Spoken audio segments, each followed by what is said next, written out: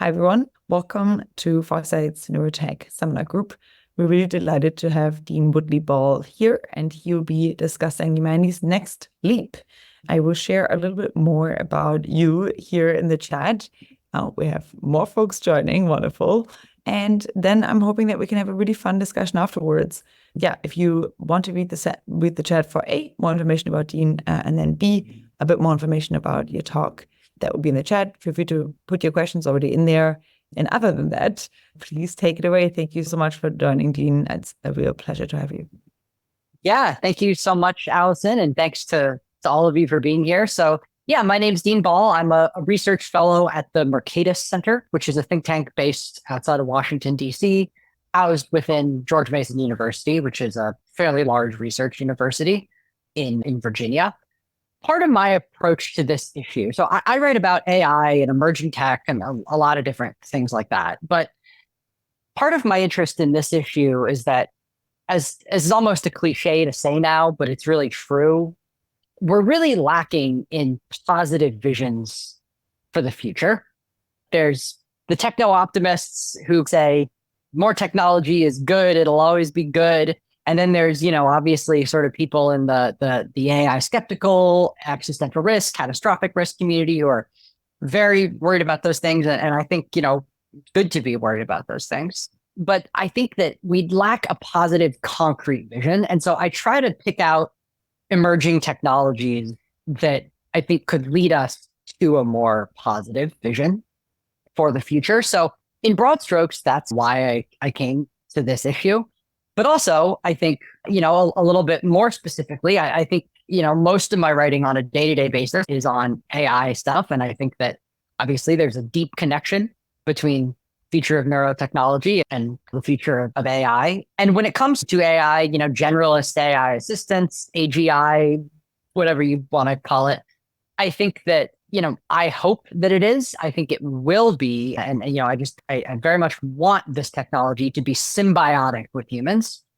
And in order to be symbiotic, we need to be able to communicate with these generalist agents in sufficiently high bandwidth. And so I started thinking to myself, is language sufficiently high bandwidth? And my conclusion was, I don't think so. And I think that we actually see the problems with language in some of the limitations of large language models. For one, language is the output of a thought process, but it's not clear that, especially for complex thought processes, that the final output is the most important part of kind of the production chain of that thought. And so a lot of that is just taking place internally in ways that sometimes we call tacit knowledge. Other times it's just like very high dimensional thought that's hard to write down. There's some work going on within the AI field on a lot of work. I'd say really it's the frontier of next generation, generalist models going to have a lot of work in this regard to see if we can write down some of that thought that might not be encapsulated in the things that, we put out on the internet that will find their way into the training corpus for a generalist model. There are all the top AI labs now are paying subject matter experts, professionals like lawyers, doctors to write out the reasoning behind all their thoughts and use that as training data. That's obviously pretty hard to scale. In terms of more scalability, there have been some promising papers. One I'm particularly fond of that many people here may know about is called Quiet Star. And it came out of Stanford a couple of months ago. And the basic idea behind this approach is teaching a language model to read in between the lines of the text that it's training on to create basically a rationale for each token, each word that it's predicting.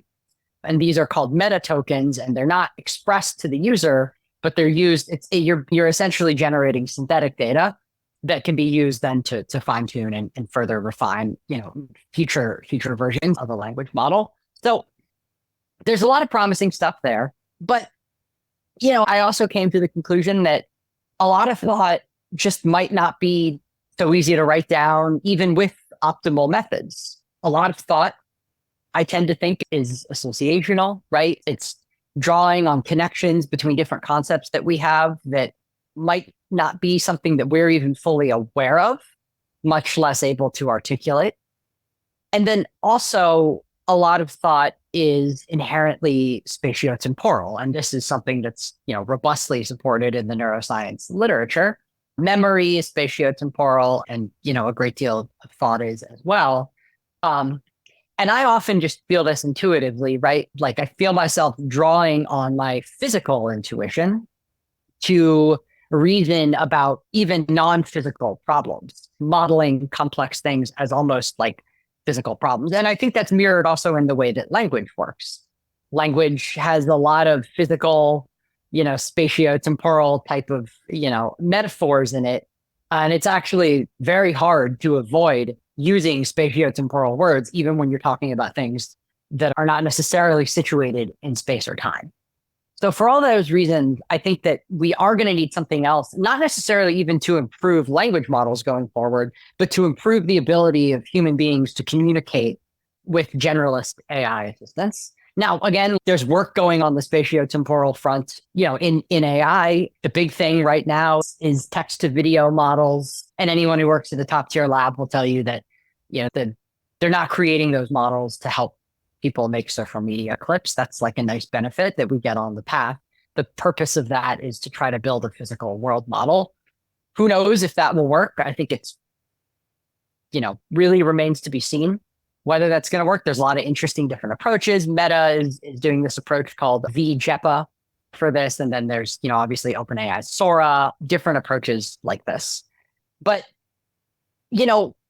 broadly speaking, I think, even if those things do work, all those different approaches I'm describing and many others that are being tried at the top labs, even if they do work, okay, we'll have a really smart AI assistant that's able to do all kinds of impressive things, but will we be able to communicate with it? And I worry that the answer is no. I think one of the things we find with using these current generation of frontier models is that they're really as good as what you put into them. And so the people that are able to articulate really precise questions are the people that get the most out of the system. Whereas, if you ask it Wikipedia style questions, then you're going to get Wikipedia style answers, and the value might be more convenient, more flexible, but it's not going to be that much higher than what you would get out of Wikipedia. I think that's probably going to become more true over time, not less. And I worry about a lot of people getting left behind. I think it would not surprise me if many of the people, in this meeting have really good questions, lots of burning, very precise questions that they could ask, artificial general intelligence, very powerful models, whatever you want to call them. But will the average person, will the average person even be able to communicate? Really, I have trouble sometimes, doing this. I think a lot of people do. And so I worry about people getting left behind in that regard. And so in that sense, I see neurotechnology as potentially an interesting path to alignment of AI. And by alignment, I'm not really referring so much to the sort of Eliezer Yudkowsky conception of, can we be sure that this thing is aligned in a broad sense with human values, but more about like controllability and steerability. Can we, as users, exercise very fine-grained, precise control reliably over increasingly sophisticated models? And I think it might become rather difficult to do that as they get bigger and bigger with our current bandwidth, which is just inherently limited. I tend to think that even the her style, the sort of GPT 4.0 voice communication with these models, I'm not sure that really gets you that much more. And I really don't envision there being a world in which people are spending hours and hours of their day talking to AI models. That just doesn't seem realistic. I think higher bandwidth is what we need. And I think that higher bandwidth can be found in brain-computer interface technologies that push in that direction. Some other things, though, that are of interest to me here is, as these models become more capable, if you're really a capabilities maximalist, I'm not necessarily, but many people are. I'm agnostic on these questions. I don't know. I'm open to updates in either direction there. if we really are going to get generalist agents that can go around the internet and do all kinds of stuff, and, it'll be the equivalent of adding billions, trillions of human level knowledge workers to the globe in the span of a couple of years. And what that fundamentally will mean is that the world will just become much more complicated. And to that end, I also think that this is much more speculative on my end, but it seems to me that it would be beneficial to have higher bandwidth going both ways. We can communicate with AI models in higher bandwidth ways, higher dimensional ways, but they, I think might need to be able to communicate things to us. We might need to be cognitive aids of all kinds are going to be important. The ability to think faster and process information at a faster rate, I think is going to be important. And so I was looking for technologies that kind of pushed in that direction as well. And finally, I think maybe most, at an intuitive level, a lot of people that are leaders in the field of AI talk about, some sort of brain-computer interface as being an inevitable outcome of the technologies that they are developing. Sam Altman has said this. Elon Musk not only has said it, but is obviously building companies that push in this direction. And, I approach a lot of things from a historical perspective. I was a history major in college, and it seems to me that the history of technology, in some stylized sense, is one big merge with technology that's been happening for a very long time. And that's the basis of the Substack post that I wrote that initiated my interest in all this, was called Humanity's Next Leap. And it started by talking about really writing and language, I think more broadly, these technologies that, once writing came about, it wasn't that long ago in the grand scheme of things. Human mind has not changed radically in terms of its basic architecture and capabilities, information processing capabilities. And yet the things we can think of are fundamentally different because of our ability to put things on paper and to look at thoughts and to memorialize them. And I view all information technologies in particular as being just in a line towards closer and closer collaboration between humankind and the technologies that we build. So almost in a macro historical sense, this also just seems like an inevitability if you extrapolate the trends. I try not to be too much of a Whig, but a Whig meaning believing that history is proceeding toward one specific direction. But it does feel that way sometimes. So I set out to find out, where are we really? And it just occurred to me, there's a great deal of literature on this, of scientific literature, but there's not a lot of people that write about this in a way that's truly approachable for normal people, so to speak. And so I set out to do that. Now, I won't go into too much detail on the technical stuff with this, because I assume this audience probably knows the basics of, the basic technologies of neurotech. But I'll tell you what seems to me, based on my research, to be possible in the near term. And I would love for people on this, call to problematize that and tell me I'm wrong. I think there's probably people that are more expert than I am here. So I'm eager to hear on the technical side of things. So I'm eager to hear your thoughts. But first of all, the constraints. It seems to me that many different reasons, if we can go in the direction of non-invasive technologies, that will just be much better.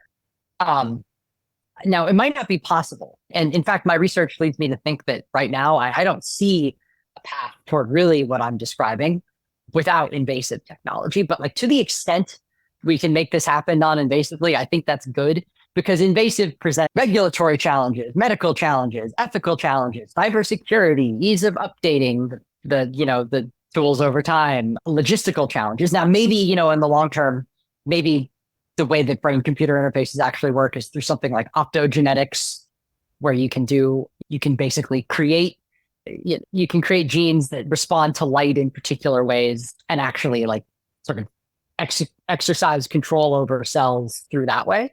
There's, the possibility of injecting things into the bloodstream and having them become self-assembling, but that seems to me to be very far out.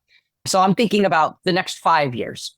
Also, I think that it's probably just easier to do this in a device that already exists, like that is already being used in the mass consumer market for other things. So things that come to mind for me would be glasses, for example, or headphones, or a VR headset, right? Things that we already wear around the head that have some of these capabilities. That presents a lot of constraints right there. There's like a ton of constraints that go into that. Now, is there room for a novel device? Like quite possibly. There's a lot of people that obviously work on that. And, I've tried a few of these devices and I think they're cool for specialized purposes. But if we're talking about brain-computer interface, I just think that, mirroring something that people are already wearing is probably the easier path of least resistance. But again, if you have something really compelling, then I'd love to be wrong about that, I guess is what I'm saying. So looking at the non-invasive path for what I call read and write, monitoring brain states, and then actually attempting to modulate them in various ways, seems pretty clear to me. It seems like a consensus that some combination of electroencephalography and FNIRS are going to be the path that we take to achieving good brain state reading. I know there's like a ton of problems with these technologies in terms of signal attenuation, reliability, like decoding them, producing a ton of data. You're not really sure what's valuable. And then on the sort of right side of things, the most promising stuff I've seen that can non-invasively modulate brain state, to me, seems to be transcranial focused ultrasound. I will admit, I've never tried a TFUS device. I would love to, but I've never had the opportunity to try that myself. Obviously, it's still pretty nascent. There's some companies that are playing around in this space. We'll see how that turns out, but it's exciting to me as, an early stage possibility. But I think that, even with all the constraints I've just suggested, it does seem to me like in the next 5 years, it's possible to imagine something like a VR headset, something with a good amount of surface area on the head that can do things like read brain state in enough detail to be able to respond to a user's mental state in real time at the software layer. So that could be something as simple as we're going to dynamically change what notifications you get based on how stressed you are or how focused you are. That's trivial now, right? That's doable right now, right? There's nothing stopping us from doing that. In fact, that probably exists, or I can't see anything that would stop that from existing other than the fact that you don't have right now with the way that operating systems work. Microsoft, Google, or Apple would need to make this device to really allow the operating system to respond. But at a hardware level, this is possible. I think that you could also model the impact of different activity that you do on the, on the computer, music, games, specific kinds of social interactions on your brain state. And you could know more about what increases my stress levels, what is increasing my, what do I actually care about? Interesting to have some data on that.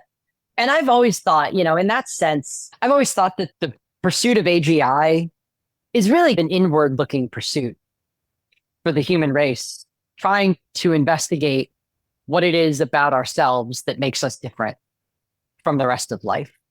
And so in that sense, I view these tools as something that can help us with the kind of inward journey that I think this path of AI represents. It's also possible to imagine a device that could induce specific brain states with TFUS all in the same device, right? This is conceivable, right? It's not there yet, but it's conceivable. And the brain states might not be, I want to think about my trip to Spain or something, but focus, elation, things like that are possible. And then I think what's most interesting is I believe that it is possible, seems to me that we're pushing towards the edge of possible, of devices that can take action based on user thoughts. And I don't even think we need substantial advances in AI per se to do this. There's something, for example, just a couple of days ago, Apple showed off their Apple Intelligence system. The way that system works for agent type behavior, taking action on a user's behalf, is there's a system at the operating system level called App Intents, which allows third-party app developers to basically create a menu of all the core functionality and data types that their app works with. And Apple has trained a language model that is specifically designed to interpret that menu. So it's not like it has to learn how to use software in the same way that a human would, which is, people are trying that with agents. And right now it's been slow going. It's been tough to get that to really work. I think we'll get there. But this is agents on easy mode that Apple is doing. And it's conceivable to me to imagine something along the lines of thinking about turning the lamp off and the lamp turns off. And I think that's like a very vivid experience with technology that seems to me like it could be closer than a lot of people are bargaining for. And that isn't telepathy. It's actually 90% of the rails to do this already exist, but it will feel like telepathy. And I think it could shock people if that capability were to exist. So there's something there, right? It seems like there's something there. Is it the full kind of BCI that I set out to think about? No. And I actually don't see certainly a non-invasive path. I don't see it at the moment. Again, I'd love to be wrong about that, but I don't see that. But some outstanding questions that I have about all of this. First, I just alluded to is how good can these non-invasive technologies get? Can we do interesting things by training neural foundation models based on data sets that combine fMRI data with things like EEG and FNIRS so that you can translate an EEG state into an fMRI state? There's been some work on this that seems promising, but I think potentially more to be done there. And I think that kind of gets to another big question, which is, what is the path to collecting the kind of data that we need? Because I think that creating these sorts of foundation models that would undergird any kind of device like this is just going to require much more data than we currently have. And I think there's been some promising stuff to reduce the amount of data that you need to collect. The MindEye 2 paper, which I'll talk about in more depth in a second, but there's this paper that came out that basically describes image reconstruction using fMRI data. It's quite good. They reduced the amount of time that fMRI time you needed to train a model on a specific person down from something like 5 hours, I think, down to 1. So that's good. That's a good path. Might have actually even been more than that. Now I'm forgetting. But yeah, it seems like somebody with substantial resources is going to have to be collecting this data. I don't know if somebody already is, but it seems like the data set for a foundation model of this kind is maybe the biggest single limiter that the whole industry is facing right now. I don't know if that's true, but it feels that way to me from the outside, because every paper you read is, we trained on data from 16 people. It's hard to really know what the trajectory could be with such small data sets. Similarly, on the data front, how much calibration is required for different kinds of neural models? So let's just say you were able to train a foundation model based on data from, say, tens of thousands, hundreds of thousands of people. How much calibration would be required to the individual user? If I want to get a VR headset that can do this, do I have to go to a store and go into the back room and get an fMRI scan for half an hour? Or can this be done, more quickly, more efficiently? And finally, I think of interest to me, and I do write about policy, most of my day is spent writing about public policy, is how will this be treated from a regulatory perspective? Again, as people probably know in this group, in the United States right now, most neurotech devices that are on the market fall under the FDA's general wellness category for medical devices. So that allows them to evade a lot of the regulation that they would otherwise have to go through and testing and all this stuff. As long as you're not treating a specific medical condition or trying to diagnose a specific medical condition, then this is a category that allows, that allows it to be marketed. Apple Watches fall under the same category. Fitbits would fall under the same category. Anything that's taking health data, but is not being used to track specific conditions. Now, the problem with this, though, and this happens a lot with administrative agencies in the US, probably in Europe does this too. I don't know about the rest of the world, but Europe loves to do this. They will create kind of intentional ambiguity about the status of things. People in the neurotech industry have asked, for official clarification that their devices really do belong in the general wellness category under which they're currently being brought to market. And the FDA has, for the most part, refused to really clarify that. There's these companies that are just operating in this gray area, and it's not because what they're doing is bad or unethical. It's because there's not clarity from the regulator. And I think that's just untenable, particularly because it seems to me that the device I just described, a VR headset that can modulate your brain state and read, take action on your behalf based on your thoughts. It seems to me that as long as that device is, within legal limits for things like TFUS, which are prescribed, again, at least in the US, and as long as it's not claiming to be involved in the treatment of a specific condition, that device can just come to market.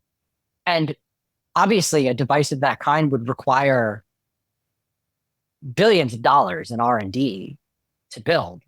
And at least one could imagine it requiring that much. And it's hard to ask a company to invest that kind of money when these devices all live in such a gray area. And there's other areas of medicine that are in that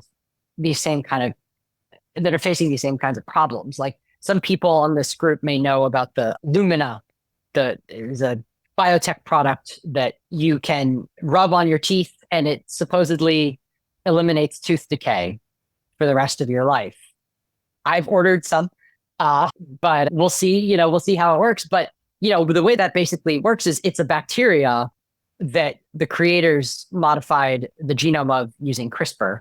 It is marketed under the FDA, like dietary supplement, a category. So if you go on Amazon and look up like probiotics, or like kombucha, stuff like that, you're going to fall in the same category as this CRISPR modified bacteria. And I love that we can modify bacteria's genomes to do interesting things for us. But the possibility space of things that you can, once you're no longer using naturalistic bacteria, but instead you're able to make arbitrary edits to genomes of bacteria, then the range of things that they can be made to do is quite radical.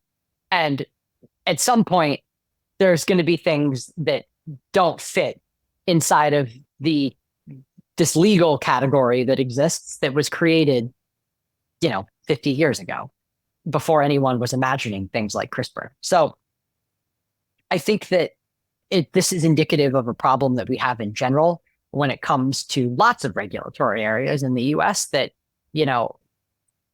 AI and associated technological advancements are just combusting many of the legal fictions that we created in the 20th century and intellectual fictions, right? We're attacking all kinds of ideas that we had. The idea of disease as these discrete things, are being challenged by modern medicine.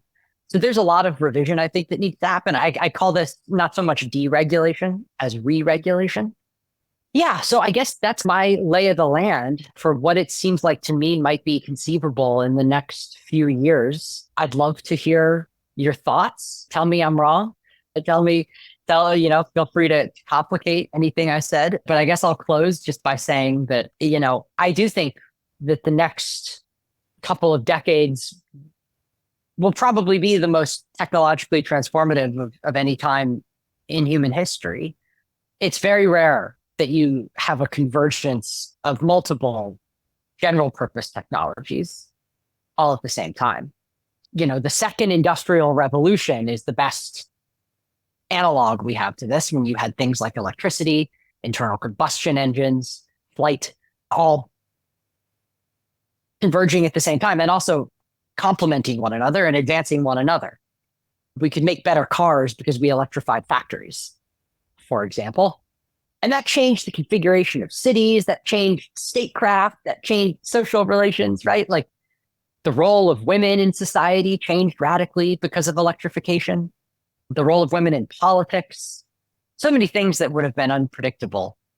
I think that we're in a similar moment here, but I think one of the big differences is that so not only do we have industrial technologies converging, we also have information technologies that are converging. And, I think that AI is an information technology that, regardless of its industrial consequences, could create a renaissance. You have an industrial revolution, you have a renaissance, you have a massive political realignment and a shaking of the current global order, all happening at the same time. And I don't know if this will be fun to live through, but I guess my sense is that while all this is going on, probably one thing that we absolutely want is more human cognition in the world, not less. We want to amplify our own minds as much as possible. And that's why I think that neural technology might end up I think it's deeply underrated right now. And I think that it might end up being the most important thing that anyone's working on right now. Those are my thoughts.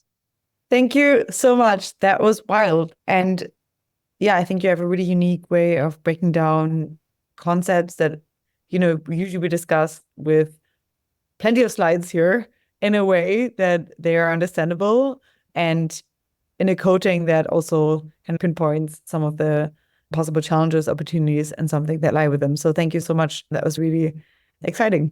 Of course. And by the way, I'm sorry I didn't have slides. I do have notes that I'm happy to share. They're fairly detailed notes, probably 2 or 3 pages of them that I made for this talk. I'm happy to share them with this group if that would be of interest. We would never say no to more extensive notes, but it was great. No, I really mean it. It was really wonderful. It was, quite inspiring. So many of the technologies I think that you pointed to individually, we've had individual presentations on, in the transcript and so forth. After this, I can point out individual bits and pieces, but I think, many of your points are really well taken. I am curious if maybe we will have a few questions from other folks first, and then I have a bundle of them afterwards. But Nathan, in case you have a question that you want to ask to Dean directly, feel free to do that now. Otherwise, I'll start us off with one. And for anyone else, feel free to start raising your hands now if you're interested. Yeah, I have one quick question. One thing was you mentioned the transcranial ultrasound stimulation. What are your thoughts about the comparison of that with transcranial magnetic stimulation? Do you see advantages of the ultrasound? Yeah, the benefit that I see on TFUS versus TMS is really just fundamentally about cost. TMS seems like it's very promising and could work, but it's just, I don't see a path to having that be available in a consumer device, like a consumer wearable device in the near future. Now, maybe we could discover a room temperature superconductor tomorrow, and then all of a sudden fMRIs are possible. In my head, I could wear a hat that does an fMRI all the time, conceivably. But the fMRI is not the transcranial magnetic. The transcranial magnetics. I understand. Forward. Yeah. I understand. I'm only saying that the possibilities of collecting data and the possibilities for devices could change radically based on the material science innovation that could happen any old day now. But I'm just saying that right now, based on cost, it just seems like TMS, has a lot of promise, but seems like the kind of thing for the foreseeable future that maybe you're going to a clinic for rather than doing in the home. And what about direct current stimulation? That's another thing people have been playing with. Yeah. So I looked at the DCS and ACS and stuff like that. And it seemed to me that there's just a problem with diffusion of the signal, right? The skull is it does a good job of protecting your head from electrical signals entering it. And we want that to be the case, except for in this specific situation where we don't. But it seems like the signal was just was just too fuzzy, too hard to hit with any precision. So it seems like TFUS has that nice compromise mix of low cost, relatively good spatial resolution, good temporal resolution, et cetera, et cetera.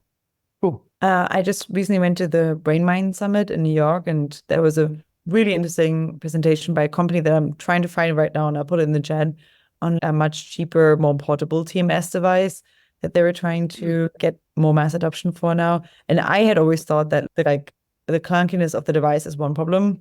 And then the other one is just that, for example, I think via FDA regulation, and I hope I'm not mistaken here, for depression or something, you're only technically supposed to use it as the last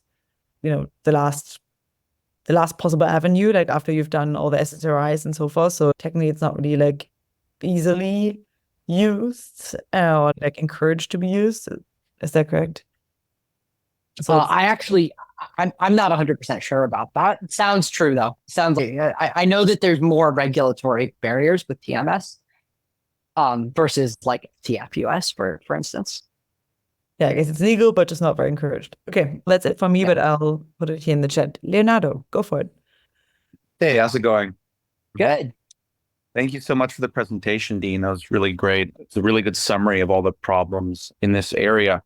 I've been thinking as well a great deal about like the fact that it seems like we need to read from the brain, but all the invasive methods are really problematic, and the non-invasive ones that are cool, like nanobots in the blood or something, are like probably very far off.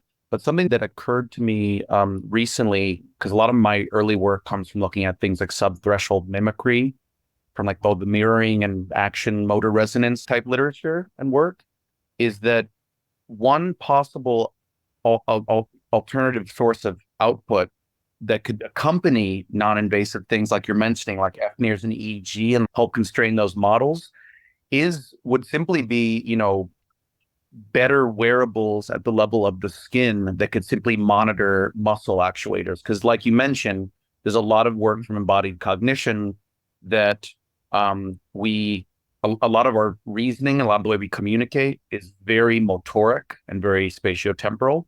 So it may be the case that there's all kinds of cool subthreshold activations happening in our entire motor actuator field, of which we can sample pretty well, that might be reflecting basically neural computations and all kinds of cool intentional stuff. And that might be really fertile ground for helping these types of interfaces without having to ever go inside the skull. So I was just curious if that sounds feasible from your end, and maybe what you thought about that idea, because it's just one I've been pinging around recently. Yeah, it's super interesting. So the most research that I've done, the deepest I've gone on this kind of sort of body-based stuff, is actually on the opposite side, like on the neurohaptic side of things, and just generally haptic feedback. I think there's all kinds of interesting things that can be done in combination with really just VR, actually, but also neural interfaces as well, that involve like rings you can wear that can stimulate muscles in your hand to make things feel, for example, like you're touching metal or paper, or different types of stuff like that. That's been done in the lab, and Meta is going to do that, right? I don't know if there's any Meta employees here, but they're definitely going to do that because that's right up their alley. And I suspect Apple will do that too eventually. And at a certain point, the line between what's a neural interface and what's a haptic interface starts to blend a little bit for sure. But yeah, no, that's interesting. I never thought about the body as a data collection mechanism, but that's really interesting. I'd love to learn more about that. Absolutely. Yeah. And if you're ever interested in following up on anything regarding focused ultrasound, it's actually something we do quite a lot at the Institute. And we've been able to do things like selectively affect the depth of meditation and things like that. Yeah, just at any time, if it's useful, we're happy to be a resource in terms of what's going on at the sort of cutting edge of different aspects of that as well. Because definitely that would be super promising. I come from TMS, so having something that can stimulate any part of the brain is really wonderful. I'm very excited to see where it goes. Anyway, thank you so much. No, and also you're just riding a good cost curve, like that's what I like to see. I come from an economics background, and so I just like to see whenever you can row with the economic currents, which it seems like you can do with both electrodes and ultrasonic transducers, It seems like that's why I think it's compelling. And I'm also like, another way of thinking about this project that I embarked on in January is I didn't want to become as knowledgeable as a neuroscientist on this stuff. I wanted to become as knowledgeable as a product manager at a company like Meta or Apple thinking about these things, right? It's like Right. take enough different perspectives that you can kind of like synthesize and try to see what might be doable. And so that's where I come from. Awesome. Next one up, we have Zan.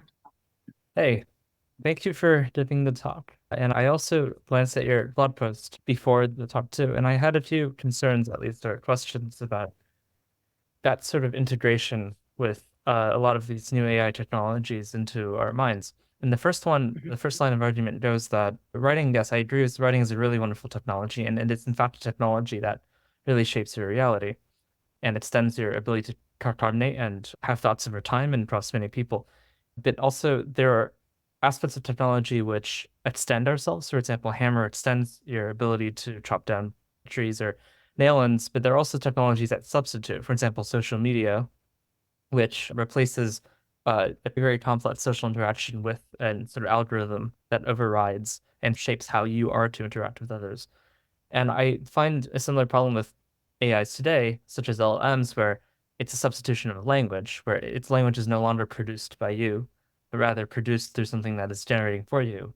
Whereas language is naturally, as you put earlier, something that emerges from basic neural activity, or something that emerges from sensations or temporality or objects in the world.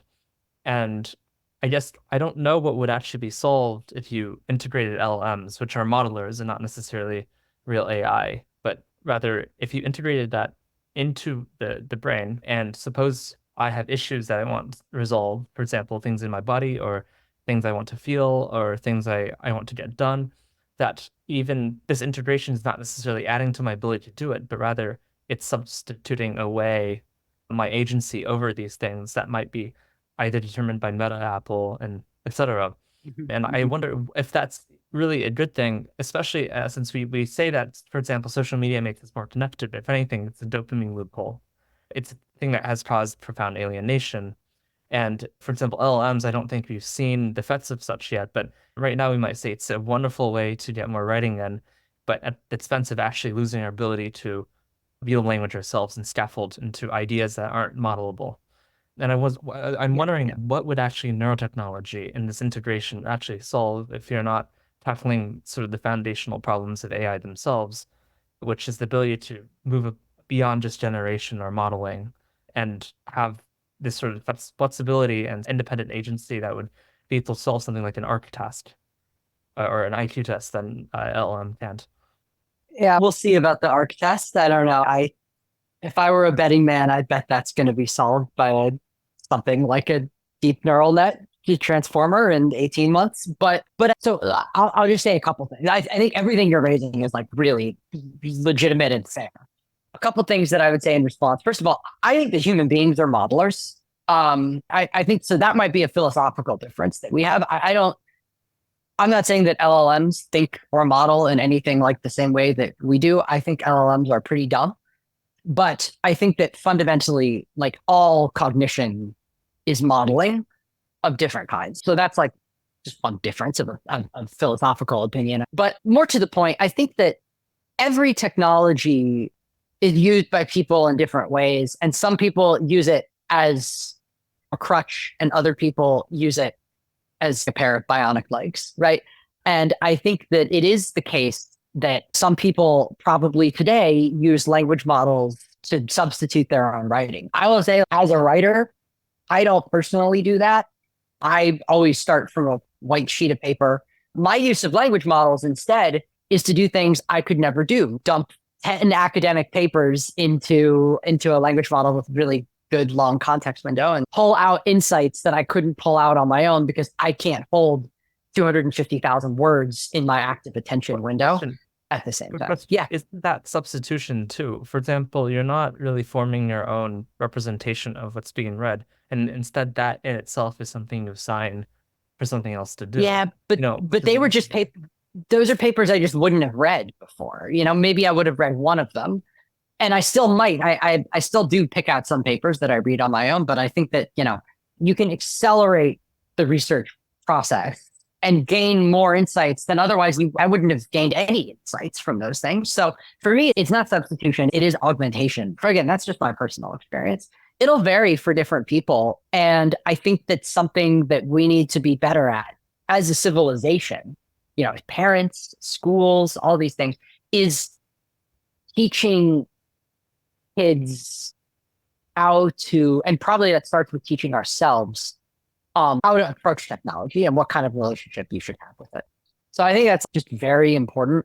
And yeah, it's an ongoing thing. But I think there's ways to imagine having relationships with technology that are very bad, and also ways to imagine it being very good. And I am generally someone who doesn't like to not do things because you can imagine the bad. I'm just an optimist, so I like to imagine the good, and then let's deal with the bad once we get there. But that's, again, a dispositional difference. Cool. Next one up, we have Marina. All right. Thanks a lot for the question. Given how hard it was for the neurotechnology companies to get to the market, I'd have an economical question to you. What do you think could be the economic drivers of success for such products? Because it was really hard for a lot of companies to find an issue in the market to sell their products. Yeah. I'll tell you the truth that unfortunately, this is going to bring out the Lena Khan in me a little bit, like the antitrust crusader. I'm not really an antitrust crusader, but I think about this market and it does feel to me like, man, this feels like a market that's tailor-made for the big tech companies. This feels like something that Apple will grind on for 10 years and then just do. They'll spend $20 billion on it and just do it. Meta, same thing. Meta is explicitly working on this, right? Meta was like, yeah, Apple's eye tracking is pretty good. And that's a good, holdover until we have the neural interface. He's just talking about it in its inevitability, Mark Zuckerberg. Yeah. So I do think that there's some aspect of that, but I also really want startups to be able to thrive here. And it's quite possible that the big tech companies will not have the chutzpah to do it. So I think that to the extent you can take advantage of favorable cost curves, which exist in this field, the main problem will be data collection from my perspective. That seems like the really expensive, hard thing to do, but maybe there's creative ways around that I just can't think of because I'm not close enough to the field to know. But it seems to me that in particular, something that could happen in the near term, in the US at least, and also is happening in Europe, is that these big tech companies are going to have to allow more flexible inputs of different hardware makers into the operating system layer so that, for example, you can make a brain-computer interface that might be able to actually interface with an OS that you didn't yourself. That's that's the direction that the Department of Justice is pushing in with the lawsuit that they filed against Apple. And it might be the direction that Apple has to settle in 5 years. So there might be some future there. I wish I had a better answer though on specific use cases, but I'm confident that there's product market fit out there in some way or another. Thank you so much.